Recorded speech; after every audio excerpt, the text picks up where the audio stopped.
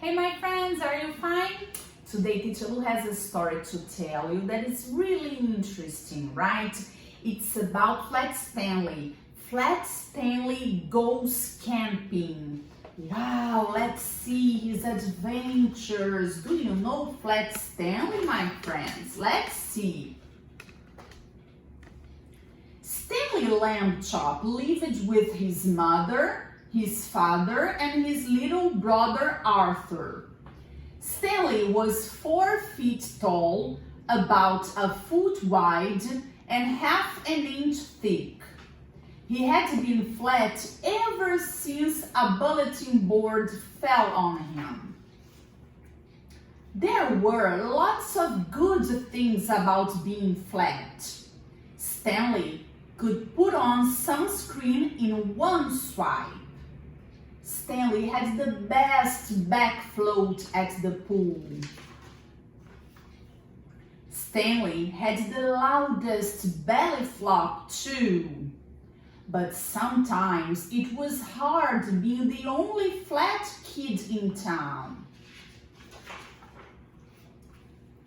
"I'm sick of being flat," said Stanley one morning. "Flat is lame." "Lame?" said Mrs. Lamb Chop. "Why? Some of the best things in the world are flat." "Like the newspaper," said Mr. Lamb Chop. "And fried eggs and pancakes and bacon," said Arthur. "I guess so," said Stanley. After breakfast, Mr. Lamb Chop started loading up the car with tents and sleeping bags. "What's going on?" asked Arthur. "We're going camping," said Mrs. Lamb Chop. "This family needs some fresh air." "All right," yelled Arthur. Stanley barely smiled. After a short drive, the Lamb Chops arrived at the Roaring River campground. Stanley was helpful as usual. He helped carry firewood. Stanley blocked the wind so his mother could start a fire. But Stanley just wasn't himself. He wouldn't even eat any s'mores. "Too flat," he muttered. "Why don't you two go exploring?" suggested Mr. Lamb Chop. "Good idea," said Mrs. Lamb Chop. "Just don't get lost or fall off a cliff or touch any poison ivy. Have fun, dears." Stanley and Arthur set out. "Hey, animal tracks," said Arthur. "Let's follow them." The boys followed the tracks along the river, through some trees, and up a steep hill with a cliff on one side. "The tracks end here," said Arthur.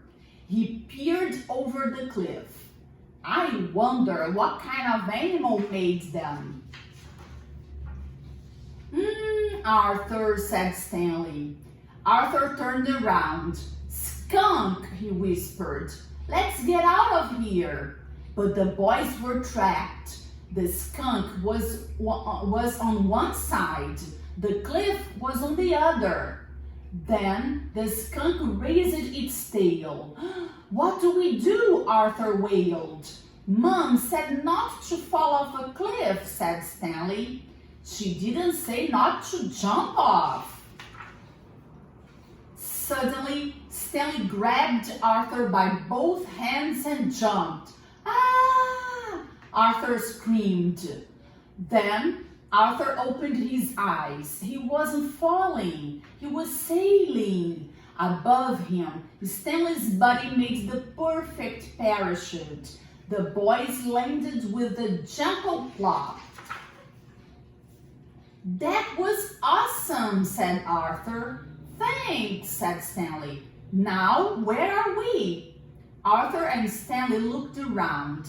All they saw were trees. "We're lost," said Arthur, "and it's getting dark." Then Stanley spotted something. "There's the river," he said. Our campground is on the river. The boys ran to the water's edge. About a mile downstream were two cozy lamb chop tents. What can we do? It will be dark before we can walk that far, said Arthur. I know, said Stanley. Stanley got a running start and belly flopped into the river. Splash! Then he flipped over onto his back. Climb on! Woohoo! Cried Arthur. I always wanted to go rafting. Arthur and Stanley made it back to camp, drippy but safe. Let's keep this to ourselves, said Stanley. I can't believe we got lost and went off a cliff, Arthur said. At least we didn't touch poison ivy. There you are, said Mrs. Lambchop, just in time for supper. That night, Arthur whispered to Stanley from his sleeping bag. You know, if you weren't flat, you couldn't have saved us today. Stanley smiled. Maybe being flat isn't so lame, he said. And the next day, Stanley found out another good thing about being flat. He could put on poison ivy cream in one swipe.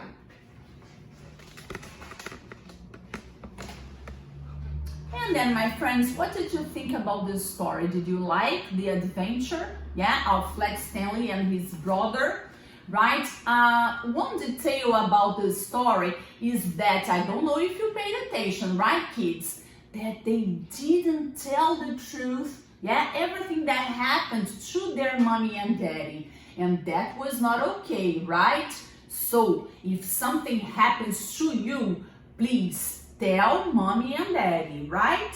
It's always good to tell the truth. Okay, see you in the next story, my friends. Bye-bye.